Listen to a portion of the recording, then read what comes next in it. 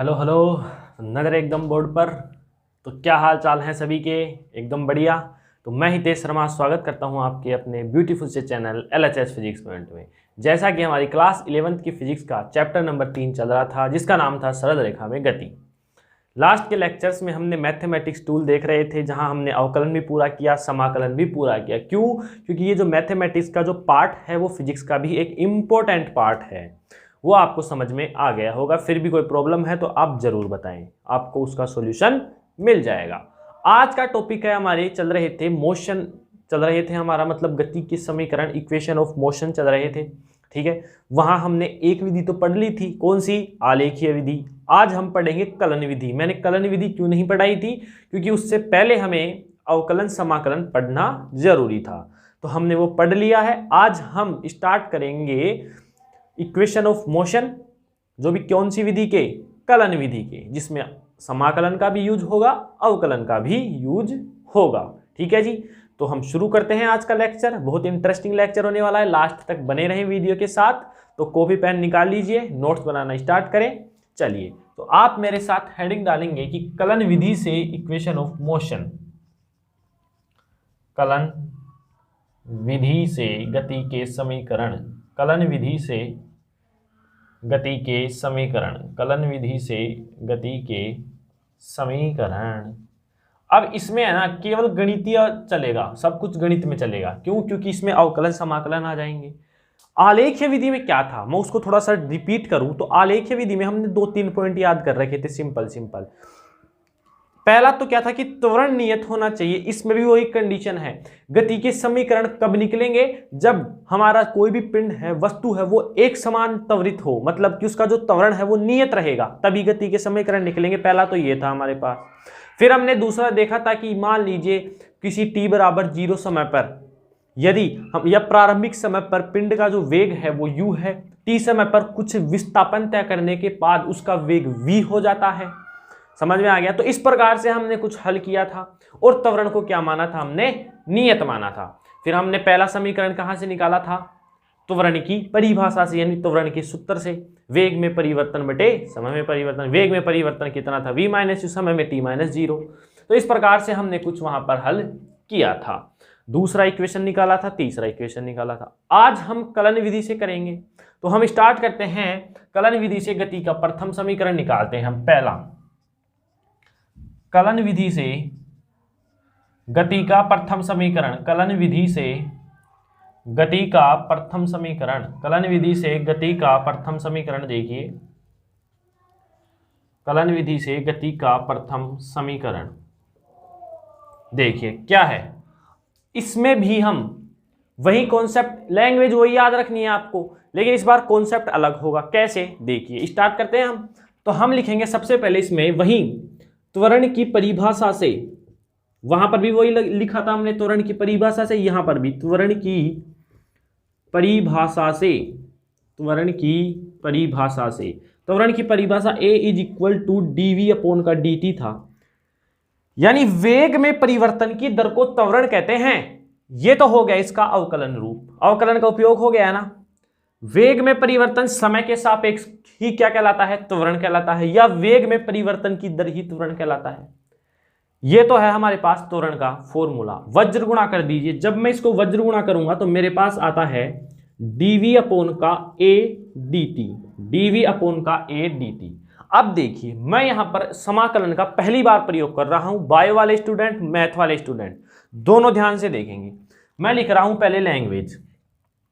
माना t बराबर 0 समय पर, माना t बराबर 0 समय पर पिंड, मान लीजिए पिंड का वेग u है।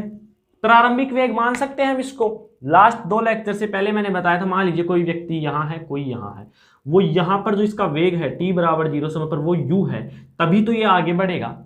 मेरा वेग, मेरे को यहां जाना है तो मैं यहां इतनी दूरी तय किया, तो मेरा वेग कितना था? u ही तो था, तभी तो आगे गया मैं। तो t बराबर 0 समय पर पिंड का वेग u है, तथा t समय पर पिंड का वेग v हो जाता है, पिंड का वेग v हो जाता है। कुछ समय बाद पिंड का वेग v होना है, यहां से ये यहां तक पहुंचेगा तो t समय पर इसका वेग कितना हो जाएगा, v हो जाएगा। तब समाकलन करने पर, समाकलन करने पर अब देखिए समाकलन का चिन्ह ऐसे होता है, dv इज इक्वल टू समाकलन a dt। दोबारा देखिए त्वरण की परिभाषा ये है, a is equal to dv upon का dt, ये है त्वरण की डेफिनेशन, ठीक है जी। अब हमारे को क्या किया, वज्र गुणा किया। अब यहां पर देखो होता क्या है, जब भी कोई ऐसी आपके पास इक्वेशन आ जाएगी d में, किसमें, d में, dv आ गया, फिर लास्ट में देखिए dt आ गया है, तब हमें क्या करना है, उसका समाकलन करना है। अब समाकलन के लिए हमें लिमिट की जरूरत होती है। अब आप लिमिट कौन सी रखेंगे, ये इंपॉर्टेंट है, dv। dv का मतलब है यहां पर लिमिट आएगी वेग की, ठीक है। dt का मतलब है यहां पर लिमिट आएगी किसकी, समय की। लिमिट का मतलब lower limit upper limit, lower limit upper limit. dv है वेग का पद है, यानी लोअर लिमिट भी वेग की होगी, अपर लिमिट भी वेग की होगी। समय dt का पद है, यानी लोअर लिमिट भी समय की होगी, अपर लिमिट भी समय की होगी। मतलब ये तो आपको समझ में आ गया कि लिमिट किसको देखकर रखना है, एंड वाले पद को। dv है तो v की, dt है तो t की, और यदि dx आ जाए तो x की रखना है, dy आ जाए तो y की रखना है। समझ में आ गया। इस प्रकार से अब हम समाकलन की यहां लिमिट रखते हैं। देखिए लोअर लिमिट यहां की, इस लोअर लिमिट का मतलब है कि यहां मान कम होता है वेग का, अपर लिमिट यहां पर वेग का मान ज्यादा होता है। आ जाइए, माना t बराबर 0 समय पर पिंड का वेग u है, फिर v हो जाता है, तो u बड़ा है या v ही बड़ा होगा, तो अपर लिमिट तो v आ जाएगी, लोअर लिमिट u आ जाएगी। दोनों ही वेग की क्या है, लिमिट है। समय में t बराबर 0 बड़ा है या t बड़ा है, t बड़ा है, तो लोअर लिमिट तो समय की क्या आ जाएगी, 0 आ जाएगी। अपर लिमिट कितनी आ जाएगी, जो कि ज्यादा होती है, वो कितनी आ जाएगी, t आ जाएगी, ठीक है। अब देखिए मैं इसका जब समाकलन करूंगा, मैंने आपको पहले भी बता दिया है कि लास्ट लेक्चर में देखा था मैंने, एक छड़ ली थी, उसकी लंबाई कितनी थी, x थी, उसका लंबाई अल्पांश ले लिया था मैंने dx, क्षेत्रफल लेता गया मैं, क्षेत्रफल लेता गया dx dx dx, इस प्रकार से सभी dx को मैं जोड़ूंगा तो x आएगा। या इससे बढ़िया है कि मैं dx का समाकलन कर दूं तो मेरे पास x ही आ जाता है। तो dv क्या है, वेग का अल्पांश है, dv क्या है, वेग का अल्पांश है। जब मैं अल्पांश का समाकलन करूंगा तो वेग प्राप्त होगा, तो मेरे पास क्या आ जाएगा, वेग। और मैंने इनको हल करने का तरीका बताया था, जब भी लिमिट होती है तो ऊपर तो क्या आ जाती है हमारे पास, अपर लिमिट, और नीचे क्या आ जाती है, लोअर लिमिट, ठीक है। इक्वल ए तो क्या है, अब हमारे पास गति के समीकरण चल रहे हैं, जिसमें मैंने बता दिया कि गति के समीकरण तभी निकलेंगे जब आपके पास त्वरण कांस्टेंट रहेगा, यानी नियत रहेगा। कांस्टेंट राशि को हम क्या ले लेते हैं, बाहर ले लेते हैं, चाहे से अवकलन हो या समाकलन हो। तो ए को हम समाकलन के साइन से बाहर लेते हैं, तो अब समाकलन किसका होगा, dt का होगा, 0 से लेकर t तक।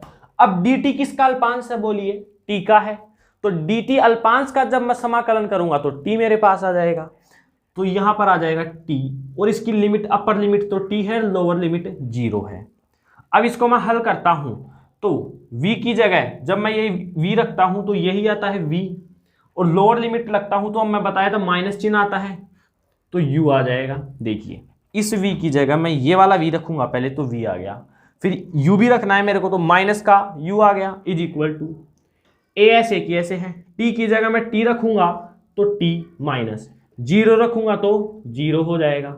अब मैं इसको हल करता हूं, v माइनस का u इज इक्वल टू क्या हो जाएगा, 80, v माइनस का u इज इक्वल टू 80 हो जाएगा। यहां पर आगे मैं कर देता हूं हल, v माइनस का u is equal to 80, v is equal to u plus का 80। ये आ गया आपके पास इक्वेशन ऑफ मोशन का first equation, v is equal to u plus का 80। पहला गति का समीकरण आपके पास आ चुका है। कौन से मेथड से आया है, कलन विधि से। दोबारा देखेंगे, इंपॉर्टेंट है, अवकलन समाकलन का उपयोग आप पहली बार पढ़ रहे हैं फिजिक्स में। दोबारा देखिए, कलन विधि से आपको प्रथम समीकरण मैंने ज्ञात करना बताया। किसकी डेफिनेशन ली, पहले त्वरण की डेफिनेशन ली। क्या होता है, ये पहले भी लिखा चुका हूं आपको सूत्र तो, लेकिन ये अवकलन के रूप में है। वेग में परिवर्तन समय के सापेक्ष क्या कहलाता है, त्वरण कहलाता है। इसमें तो आपको कोई दिक्कत होगी नहीं।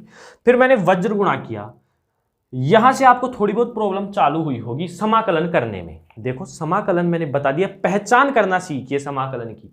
यदि अल्पांश आता है लास्ट में, अल्पांश dv, जब भी d लगता है तो समझ जाओ कि अल्पांश है, इसके आगे v है यानी वेग का अल्पांश है, d है और इसके आगे क्या है, t है यानी समय का अल्पांश है। जब भी ऐसे एंड में सम अल्पांश आ जाए तो आप समझ जाना कि हमें समाकलन करना है। अब समाकलन करना है तो इसके लिए लिमिट भी ढूंढनी पड़ेगी, यानी लोअर लिमिट और अपर लिमिट। ये हम सेंटेंस पहले भी पढ़ चुके हैं आलेखीय विधि में। t बराबर 0 समय पर पिंड का वेग u ही तो था, और t समय हुआ तो उसका वेग v हो गया। तो यानी इसकी लोअर लिमिट तो कितनी हो गई u, अपर लिमिट v, इसकी कितनी हो गई 0 और t। लिमिट को हल करना मैंने बताया, dv किसका अल्पांश है, v का, तो इसका पूरा जब मैं dv को जोड़ूंगा तो v तो प्राप्त होगा ही होगा, तो ये v आ गया। इसमें जब मैं लिमिट रखूंगा तो एक बार तो v रखा, फिर माइनस का u रखा, फिर एक बार t रखा, फिर माइनस 0 रखा, और इस प्रकार से मेरे पास इक्वेशन ऑफ मोशन का फर्स्ट इक्वेशन आ गया है, v is equal to u plus का at। इसे कहते हैं गति का प्रथम समीकरण कलन विधि के द्वारा। तो उम्मीद करता हूं आपको पहला समीकरण तो समझ में आया होगा। फिर भी कोई प्रॉब्लम है तो आप कमेंट सेक्शन में कमेंट कर सकते हैं, यहां तक आप नोट करें। कर लिया नोट, आगे चले, चलिए। तो ये तो था हमारे पास पहला समीकरण, बिल्कुल मैंने इजी तरीके से समझाने का आपको प्रयास किया है। अब हम चलते हैं कहां पर, दूसरे समीकरण की ओर। कलन विधि से गति का द्वितीय समीकरण, ठीक है, हेडिंग डालिए, कलन विधि से गति का द्वितीय समीकरण, गति का द्वितीय समीकरण, कलन विधि से गति का द्वितीय समीकरण। यह भी बहुत ही इंटरेस्टिंग है, इसमें भी वही समाकलन होना है। समाकलन से डरे नहीं आप, जैसे जैसे प्रैक्टिस करेंगे, देखो आपको एक तो लिमिट रखना आनी चाहिए, जो कि मैंने लास्ट लेक्चर में एग्जांपल में बताया था कि किस प्रकार लिमिट लगती है। पहले हम अपर लिमिट रखते हैं, फिर माइनस का चिन्ह लगाते हैं, फिर लोअर लिमिट रखते हैं। ये तो आ गई आपको लिमिट रखना, और आपको पहचान आना चाहिए कि कब समाकलन होता है, कब अवकलन। समाकलन का मैंने पहचान बता दी है, अंत में अल्पांश होगा तो वहां समझ जाना कि अवकलन होगा। अब देखिए कलन विधि से गति का द्वितीय समीकरण, अब हम इसमें डायरेक्ट वही फॉर्मूले से चलेंगे। पहले में क्या किया, त्वरण का फॉर्मूला लगाया, त्वरण की परिभाषा से। अब हम लगाएंगे यहां वेग की परिभाषा से। वेग की हम यहां पर लिखते हैं, जो हमारे पास जगह और भी बच जाएगी, वेग की परिभाषा से।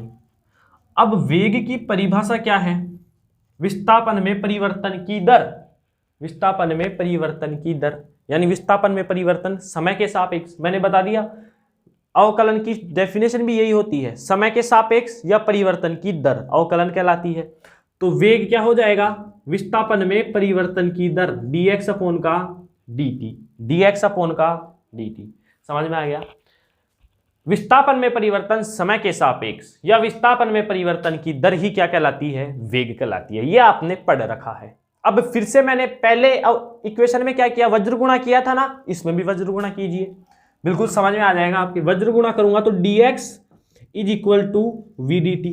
अब आप समझ गए होंगे कि यहां पर भी समाकलन होगा, क्योंकि आपको दोनों तरफ अल्पांश दिख चुके हैं। ये अल्पांश किसका है बोलिए, विस्थापन का। ये अल्पांश किसका है, समय का। इसका समाकलन करूंगा तो x, इसका समाकलन करूंगा तो t। समझ में आ गया, ये तो रही आपकी मोटी मोटी बात, और आपको अब मैं समझ रहा हूं कि आप क्लियर हो रहा है।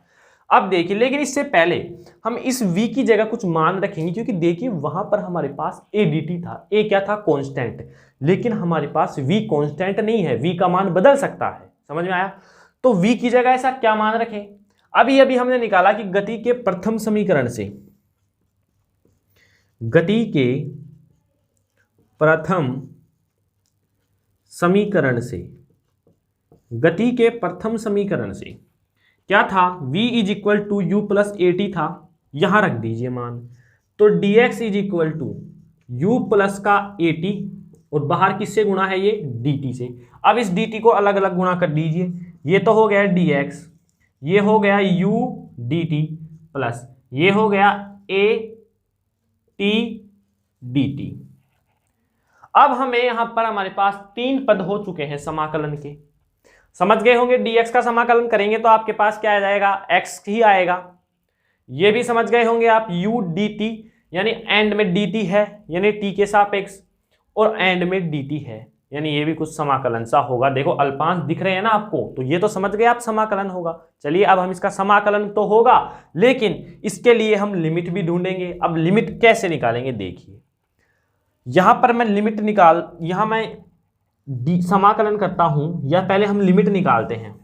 लिमिट कैसे निकालेंगे, माना लिमिट खुद को निकालनी पड़ती है मान करके, माना t बराबर 0 समय पर, लेकिन जो मानो वो बिल्कुल एक्यूरेट होना चाहिए, गड़बड़ नहीं करना है कुछ भी। मैं जो लिखा रहा हूं वही याद रखें, आप अपने मन से कुछ नहीं मानना है आपको, जो मैं बताऊं वो बस करते चले। गति का प्रथम समीकरण में बिल्कुल ही तरीके से समझ में आया है, अभी तक कोई दिक्कत नहीं है। वज्र गुणा किया है, v का मान रखा है, समझ में आपको दिख गया कि भाई एंड में भी अल्पांश है, अल्पांश है, अल्पांश है, मतलब समाकलन तो होना है। फिर आपके समस्या की समाकलन तो होगा, लेकिन इसकी लिमिट कैसे निकालें वो मैं अभी निकलवाता हूं। माना t बराबर 0 समय पर कण का विस्थापन, कण का विस्थापन, कण का विस्थापन मान लीजिए कितना है, x इनिशियल मान लेता हूं मैं। इनिशियल का मतलब प्रारंभ में, कोई भी विस्थापन हो सकता है। इनिशियल का मतलब t बराबर 0 समय पर विस्थापन x इनिशियल है, t समय पर विस्थापन x फाइनल हो जाता है।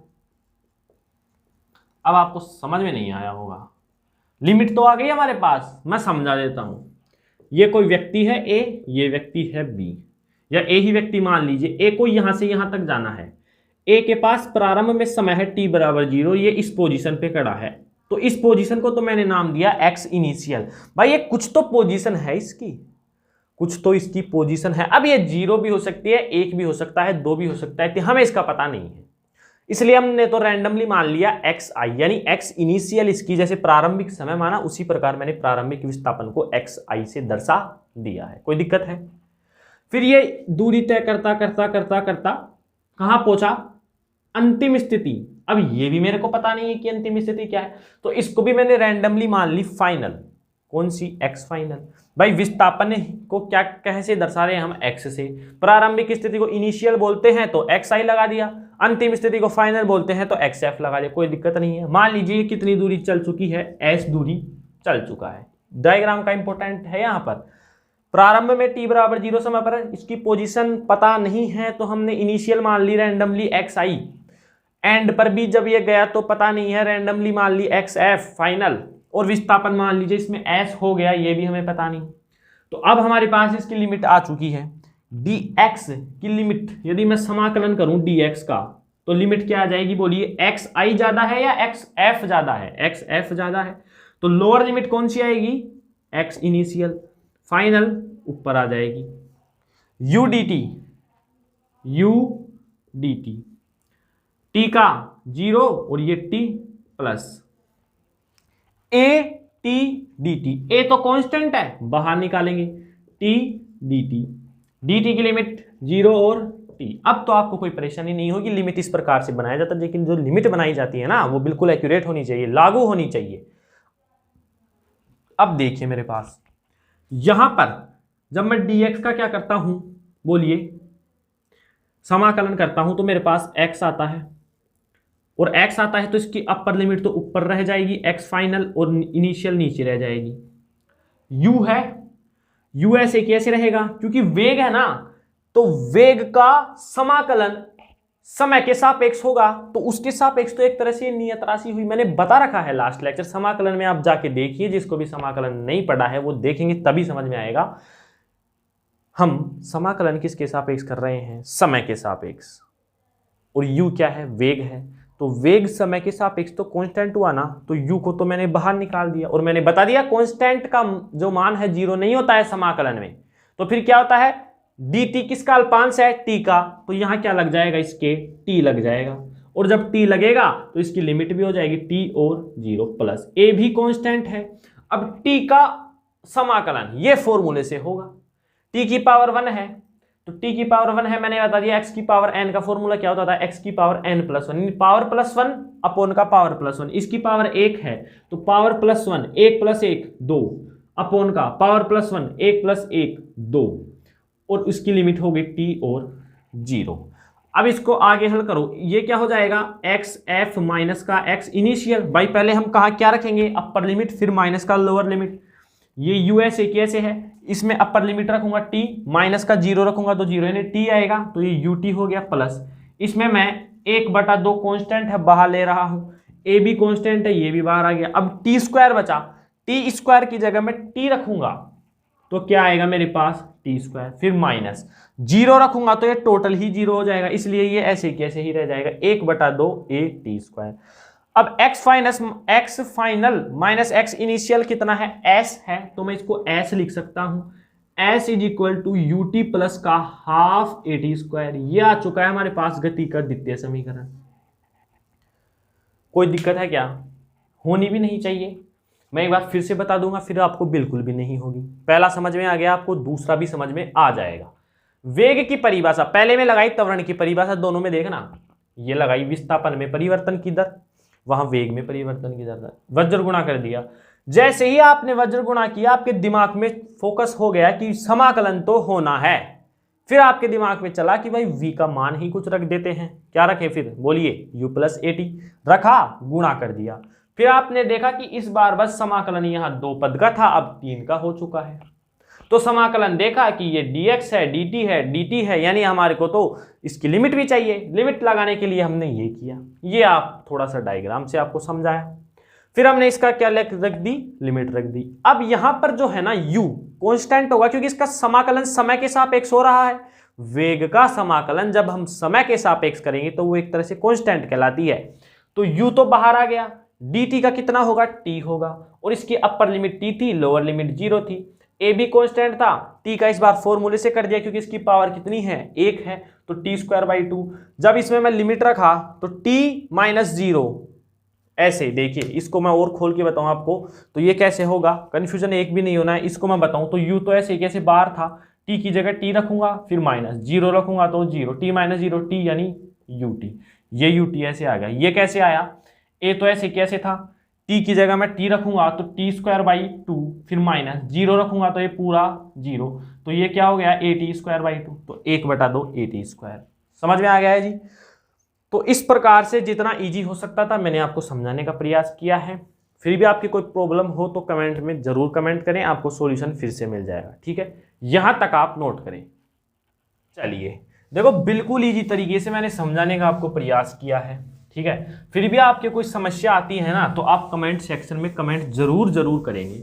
विशेषकर देखो बायो वाले की परेशानी आ सकती है, लेकिन वो भी नहीं आने दूंगा मैं, बिल्कुल इजी तरीके से समझा रहा हूं। यदि आप फोकस रखेंगे, आपने समाकलन की वीडियो नहीं देखी है, डायरेक्ट यहाँ टपक गए हैं, तो आपको समाकलन में जाना पड़ेगा, तभी समझ में आएगा।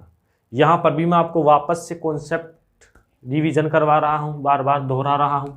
तो अब है कलन विधि से गति का तृतीय समीकरण।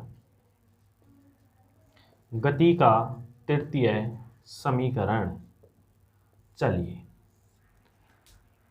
सबसे पहले देखो, और ऐसे याद कैसे रखेंगे हम, कलन विधि का ही आता है एग्जाम में आएगा। तो कहीं आप सोचो आलेखीय वाला सैल आता, हम तो वही कर लेंगे, इजी था। नहीं, आपकी भाषा में क्या बोलते हैं उसको, सैला कुछ नहीं था। देखो आता कौन सा है, कलन विधि में ज्यादा आता है, आलेखीय विधि में पूछ लेता है कभी कभी, रैंडमली चांस है, ज्यादा चांस बनेंगे नहीं, लेकिन कलन विधि तो लगभग पूछा जाता है। अब इसमें याद कैसे रखेंगे कि गति का प्रथम समीकरण कैसे आएगा, याद रखेंगे कि गति का प्रथम समीकरण आएगा किससे, त्वरण की परिभाषा से। a बराबर dv अपॉन का dt, वज्र गुणा करेंगे, सीधा समाकलन आ गया पहला इक्वेशन। दूसरा क्या होगा, किसकी परिभाषा से, वेग की परिभाषा से, v is equal to dx upon dt, वज्र गुणा करेंगे, v का मान रखेंगे, आ गया दूसरा इक्वेशन। तीसरे में क्या है, त्वरण की परिभाषा से, मतलब त्वरण वेग त्वरण, ऐसे भी आप कॉपी में साइड में लिख सकते हैं कि कलन विधि से कैसे, त्वरण वेग त्वरण, त्वरण का सूत्र, वेग का सूत्र, त्वरण का सूत्र, ठीक है जी। चलिए तो कलन विधि से गति का समीकरण, सबसे पहले हम लिखेंगे त्वरण की परिभाषा से। अभी पढ़ी आपने थोड़ी देर पहले ही, त्वरण की परिभाषा से। अच्छा एक बात और, दोनों जो इक्वेशन उनमें सेम है सब कुछ। पहले में क्या लगाया, त्वरण की परिभाषा, दूसरे में लगाई वेग की परिभाषा, दोनों में वज्र गुणा किया। अंतर इतना है कि दूसरे में v की जगह u प्लस ए टी रखा, यहां पर भी वही करेंगे। त्वरण की परिभाषा देखिए, a इज इक्वल टू वेग में परिवर्तन की दर, वेग में समय के सापेक्ष परिवर्तन भी बोल सकते हैं, वेग में परिवर्तन की दर त्वरण कहलाती है। ये तो हो गया। अब ये तो इतना तो पता ही होगा आपको कि इस वाले हिस्से को तो बोलते हैं LHS और इस वाले हिस्सों को बोलते हैं RHS। ठीक है, ये तो आप पढ़ के आए हैं 10th क्लास में, आपने खूब पढ़ा है LHS RHS। तो अब मैं यहां एक टर्म लगा रहा हूं, क्या, RHS में, यानी राइट हैंड साइड में dx से गुणा व भाग करने पर, dx से गुणा व भाग करने पर। अब देखिए इक्वेशन जब बदल रहे हैं तो कुछ प्रोसेस तो बदलेगी। पहला बिल्कुल इजी था, सीधा सूत्र लगाया, वज्र गुणा किया। दूसरे में हमने एक टर्म लगा दी, क्या, कि v का मान रख दिया। अब तीसरे में ये टर्म लगा दी, dx से गुणा व भाग कर दिया। कर दीजिए a is equal to dv upon का dt। ठीक है जी, ये तो हो गया dv अपॉन का dt हो गया मेरे पास, गुणा dx से ही तो गुणा कर दिया, dx से ही भाग। अब इसमें कोई दिक्कत नहीं, इसको मैं जब कैंसिल करूंगा तो मेरे पास वही आएगा, कोई परेशानी है क्या, नहीं है। चलिए, अब मैंने ऐसा क्यों किया, देखो हम जानते हैं कि वेग का सूत्र होता है, अब ये भी पढ़ा है लास्ट इक्वेशन में, dx अपॉन dt, विस्थापन में परिवर्तन की दर। तो dx अपॉन का dt, इसकी जगह मैं v लिख सकता हूं, और ये क्या हो जाएगा, dv अपॉन का dx। ये क्या हो जाएगा, dv अपॉन का dx। समझ में आ गया भाई, dx अपॉन dt को वेग कहते हैं, और ये इसके अपॉन में है तो इसको तो मैं वेग लिख दिया, किसको, इस वाले को, और dv अपॉन dx मैंने ऐसे कैसे रख दिया। अब हम इसका क्या कर देंगे, वज्र गुणा। बस अब आपका इक्वेशन नंबर 3 भी आ गया। वज्र गुणा करेंगे तो ये तो क्या हो जाएगा, a dx, यहां पर a dx is equal to, ये क्या हो जाएगा, v dv। अब आपके दिमाग में यदि फील आ रही है तो समझ में आ गया होगा कि मेरे को अल्पांश दिख गया है, मतलब समाकलन होना है। ये किसका अल्पांश है, x का, ये वेग का, मतलब समाकलन तो होगा लेकिन लिमिट भी देखनी पड़ेगी। अब लिमिट x की देखते हैं सबसे पहले। माना t बराबर 0 समय पर कण का विस्थापन x इनिशियल है। कण का विस्थापन कितना है, x इनिशियल है।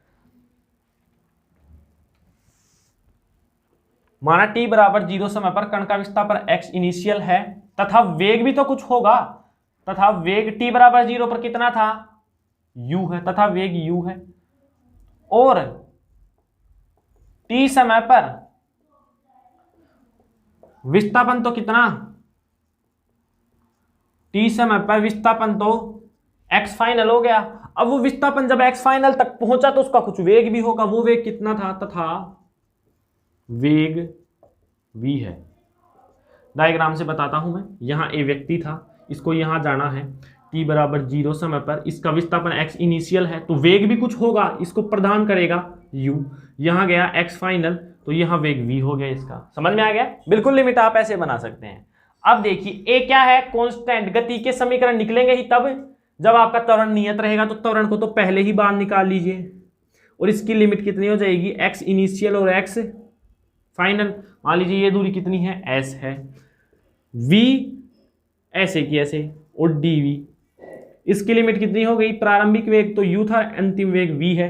अब जब मैं इसका क्या करूंगा, समाकलन, dx किसका अल्पांश है, x का, तो क्या हो जाएगा, a तो कांस्टेंट है, बाहर x आ जाएगा, ऊपर लिमिट कौन सी आएगी, x फाइनल, नीचे लिमिट कौन सी आएगी, x initial is equal to. अब देखिए यहां पर फॉर्मूला लगेगा, क्या v कांस्टेंट है क्या, यहां पर नहीं है, क्यों, क्योंकि इसका समाकलन ही वेग के सापेक्ष हो रहा है, ये खुद भी वेग है, तो इसमें लग जाएगा फॉर्मूला x की पावर n का।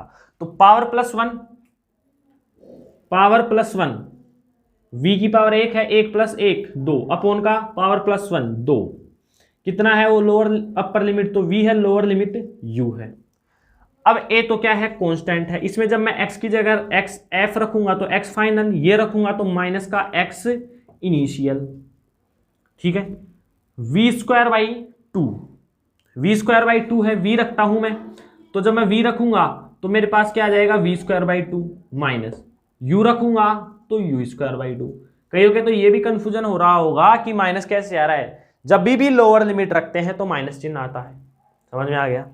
अब देखिए x final minus x initial कितना है, s है, दोनों का अंतर s ही है, तो a ये क्या हो जाएगा, s इज इक्वल टू, यहां से v square minus u square by 2 हो जाएगा यदि मैं 2 एलसीएम लूँ तो, और इनको वज्र गुणा करूं तो मेरे पास आ जाएगा v square minus u square is equal to 2as, और मैं यहां पर इसको लिखूं तो यू स्क्वायर जब उधर जाएगा तो मेरे पास आ जाएगा v square is equal to u square plus का 2as। यह आ गया इक्वेशन ऑफ मोशन का तीसरा समीकरण। समझ में आ गया? कोई प्रॉब्लम नहीं होगी इसमें मेरे को जहां तक लगता है। क्यों? मैंने आपको याद रखने का तरीका बता दिया। पहला कैसे याद रखेंगे आप? त्वरण की परिभाषा से, दूसरा वेग की परिभाषा से, और तीसरा वापस त्वरण। ये तो आप लिख लीजिए, साइड में लगा लीजिए, रफ कॉपी में या कॉपी में, नोटबुक में, जहां भी आप लिख रहे हैं कि त्वरण वेग त्वरण। ये तो आपको समझ में आ गया। फिर आगे कॉन्सेप्ट, पहले में त्वरण का फॉर्मूला लगाएंगे सीधा वज्र गुणा, दूसरे में त्वरण का वेग का फॉर्मूला लगाएंगे सीधा वज्र गुणा करेंगे, v की वैल्यू रखनी है, तीसरे में त्वरण का फॉर्मूला लगाएंगे और RHS में dx से गुणा में भाग करेंगे। सीधा आपके पास समाकलन की लिमिट बिल्कुल इजी तरीके से है। समय की पूछे तो t बराबर 0 से t तक तो जाना ही पड़ेगा।